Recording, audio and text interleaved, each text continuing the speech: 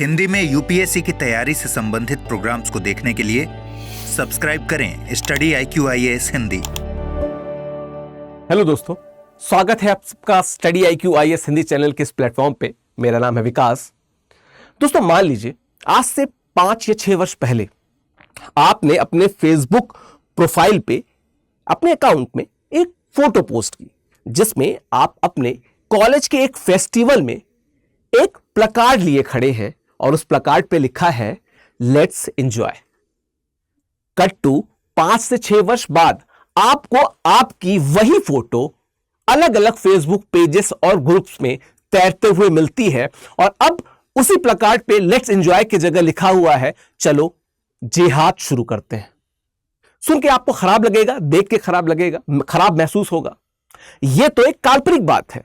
बात करते हैं एक रियल इंसिडेंट की। पिछले वर्ष यानी 2023 में अर्जेंटीना में राष्ट्रपति पद का चुनाव जोरों शोरों से देखा गया। वहां पे 2 उम्मीदवार मिस्टर जेवियर और मिस्टर सार्गियो एक दूसरे के आमने सामने थे। मिस्टर जेवियर ने मिस्टर सार्गियो की एक फोटो पोस्ट की। उस फोटो में mister Sergio Chinese communist military outfit में दिख रहे होते हैं। जाहिर बात है कि वो फोटो मॉर्फ थी, यानी कि एडिटेड फोटो थी। असर क्या हुआ? अगले 2 से 3 दिन में लगभग 3 से 4 मिलियन लोगों ने उस फोटो को देखा और ऐसा कहा जाता है कि उस फोटो या उससे जुड़े प्रभावों का असर मिस्टर सार्गियो के चुनाव पे पड़ा और वो हार गए और मिस्टर जेवियर जीत गए। यह एक रियल इंसिडेंट है दोस्तों, और ऐसा नहीं है कि यह एकमात्र इंसिडेंट है। विश्व में या भारत में ऐसे बहुत से उदाहरण देखने को मिलते हैं। अभी कुछ दिन पहले एक वीडियो वायरल जा रहा था श्री M करुणानिधि जी का, जिनकी 2018 में मृत्यु हो चुकी है। तमिलनाडु में वो बता रहे हैं कि कैसे केंद्र सरकार राज्य सरकार को दबाने का प्रयास कर रही है। 2023-24 में वीडियो वायरल गए।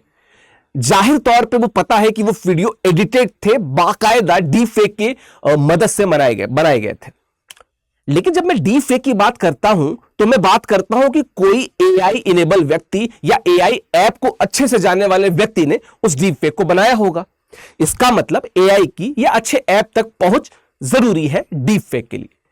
लेकिन दोस्तों, क्या हो जो मैंने फोटो वाली बात आपको बताई कि कोई थोड़ी जानकारी रखने वाला व्यक्ति भी, जिसको थोड़ी बहुत भी कंप्यूटर की जानकारी है या किसी हल्की सी या किसी सस्ते दर्जे की ऐप तक उसकी पहुंच है, वो आपकी फोटो या वीडियो या ऑडियो को बहुत आसानी से एडिट या मॉर्फ करके विभिन्न पेजेस में व्हाट्सएप फॉरवर्ड में भेज दे और मिस इंफॉर्मेशन फैला दे।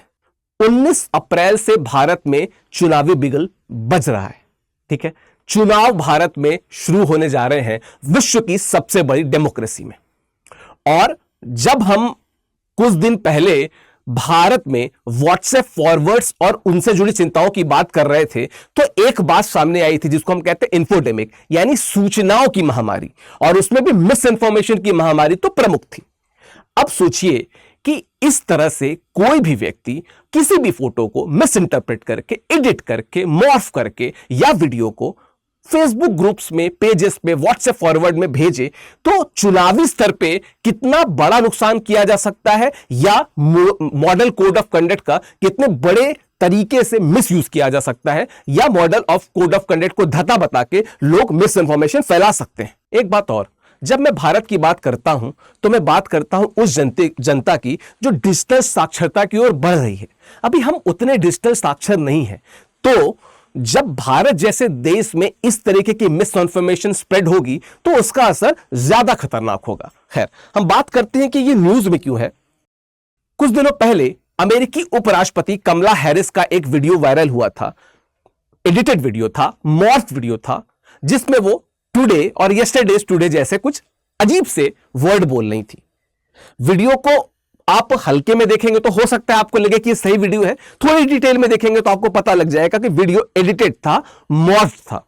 लेकिन ऐसे एडिटेड वीडियो को अमेरिका में तो तुरंत देख लिया गया, समझ लिया गया, लेकिन अगर भारत जैसे देश में, जो मैंने अभी बताया कि डिजिटल साक्षरता के दौर से गुजर रहा है, वहां पे तो इस तरह के वीडियो की भरमार आ जाएगी और मिस यूज और मिस इंफॉर्मेशन बड़े पैमाने पर फैलाई जा सकती है। इसलिए भारत जैसे देश में इस तरीके के जो चीप और शैलो फेक्स हैं, याद रखिएगा चीप फेक और शैलो फेक दोनों इसी के लिए इस्तेमाल होते हैं, चीप और शैलो फेक्स हैं वो बड़े पैमाने पर फैलाए जा सकते हैं और भारत में जनता को, भावुक से मासूम लोगों को गुमराह किया जा सकता है। लेकिन बात किया जाए कि क्या इससे जुड़े विनियमन या कानून उपलब्ध है, तो उत्तर है हां, बिल्कुल। चाहे वो आईटी एक्ट हो या हो टेलीग्राफ एक्ट या हो इंडियन पीनल कोड, जो कि अब भारतीय न्याय संहिता बन रहा है, इन सब में प्रावधान बाकायदा उपलब्ध है। क्या प्रावधान है, एक बार देख लेते हैं। बात किया जाए तो आईटी एक्ट, ठीक है, इंफॉर्मेशन टेक्नोलॉजी एक्ट 2000 की बात करें तो उसमें कई धाराएं, जैसे धारा 66D, धारा 66E, धारा 67, धारा 67A, 67B, जहां पे यदि आप किसी व्यक्ति की फोटो का मिसयूज करते हैं, उस फोटो को आप पोर्नोग्राफिक या इस तरीके किसी ऑब्सीन कंटेंट के लिए यूज करते हैं तो सजा का प्रावधान है। जहां पे 66D की बात करें तो यहां पे 3 साल की सजा 1 लाख का प्रावधान है। 66E की बात करें तो यहां पे 3 साल की सजा 2 लाख के जुर्माने का प्रावधान है। 67 की बात करें तो यहां पे 3 साल की सजा और लगभग 5 लाख के जुर्माने का प्रावधान है। और 67A और 67B, जहां पे यदि किसी व्यक्ति या महिला या बच्चे की फोटो का पोर्नोग्राफिक मिसयूज किया गया है, वहां पे लगभग 5 साल की सजा और 10 लाख तक के जुर्माने का प्रावधान है। और यह सजा और जुर्माना बढ़ भी सकता है। इसका मतलब ठीक ठाक प्रावधान है। इसके अलावा आई2 रूल्स में भी कुछ चेंजेस हुए, ठीक है, जिसके तहत इस तरीके के मिस इंफॉर्मेशन को या शैलो फेक्स या चीप फेक्स या डीप फेक्स को रोकने के लिए अच्छे प्रावधान, कड़े स्ट्रिंजेंट प्रावधान बनाए गए। बात की जाए अगर कॉपीराइट एक्ट की, मैंने गलती से टेलीग्राफ एक्ट बता दिया है, माफी चाहता हूं। कॉपीराइट एक्ट क्या कहता है कि अगर आप किसी संस्था या यूनियन या किसी व्यक्ति का अगर कोई फर्म है या किसी कंपनी का कोई फर्म है या कोई कंपनी ही है, उनकी इमेजेस को अगर आप मिस यूज करते हैं, उनकी ऑफिशियल इमेजेस को अगर आप मिस यूज करते हैं, डीप फेक, शैलो फेक या चीप फेक की सहायता से मिस इंफॉर्मेशन स्प्रेड करते हैं उस फोटो द्वारा, तो 6 महीने से 3 साल तक की सजा और 50,000 से लेके 2 लाख तक के जुर्माने का प्रावधान है। बात की जाए इंडियन पीनल कोड के सेक्शन 499 की, यानी कि भारतीय दंड संहिता की धारा 499 की, जो डिफेमेशन से रिलेटेड है, तो इसमें भी कड़े प्रावधान है। अगर आप किसी फोटो को मॉर्फ करके एडिट करके, वीडियो को मॉर्फ करके एडिट करके या ऑडियो को मॉर्फ करके एडिट करके किसी व्यक्ति या संस्था को डिफेम करने की कोशिश करते हैं तो कड़े प्रावधान है। इसका मतलब भारत में विनियमन ठीक ठाक है। जब मैं एआई की बात करता हूं तो कुछ और विनियमन मुझे लगता है आने चाहिए, अंतर्राष्ट्रीय स्तर पे भी, राष्ट्रीय स्तर पे भी। लेकिन जहां तक शैलो फेक और चीप फेक की बात है तो निश्चित तौर पे सजा के प्रावधान है। और जबकि Bharat model code of conduct के इस समय धुरी से गुजर रहा है, भारत में चुनाव नजदीक है, तो निश्चित तौर पे इन प्रावधानों को और ज्यादा से लोगों तक पहुंचाया जाना चाहिए, जहां पे लोग भी रिपोर्ट कर सके। खैर, बात की जाए कि और किस तरीके के सुधार कार्य हो सकते हैं, तो पहली बात तो भारत जैसे देश में जो चीज सबसे ज्यादा जरूरी है वो है डिजिटल साक्षरता।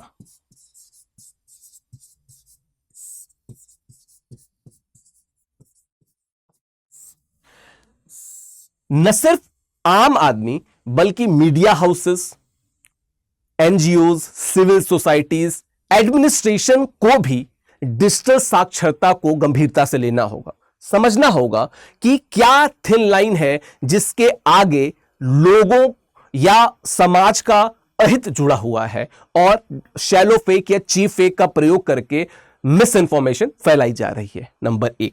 दूसरी बात अगर किया जाए, भारतीय संविधान की जो मूल भावना है, बेसिक स्ट्रक्चर की जब हम बात करते हैं, तो बहुत सी ऐसी बातें हैं जो लोगों की स्वतंत्रता से जुड़ी हैं। तो अगर उसका हनन हो रहा है तो एक नागरिक के तौर पे हमारा, एक सचेत नागरिक के तौर पे हमारा और एडमिनिस्ट्रेशन का यह कर्तव्य है कि कर्तव्य बोध लोगों को कराया जाए, लोगों को बताया जाए कि अधिकार क्या है, कर्तव्य क्या है और कैसे उनका प्रयोग करना है। यानी कि साइंटिफिक टेम्पर, जो हम 51A में बात करते हैं, साइंटिफिक टेम्पर लोगों में डेवलप करना होगा, लोगों को भी करना होगा, प्रशासन को भी इसकी तैयारी करनी होगी। तो जो साइंटिफिक टेम्पर की बात आती है, निश्चित तौर पर लोगों को इस पर ध्यान देना होगा। जो तीसरी बात, सबसे प्रमुख बात है, सी विजिल ऐप, आप सबने देखा होगा, सुना होगा इसके बारे में।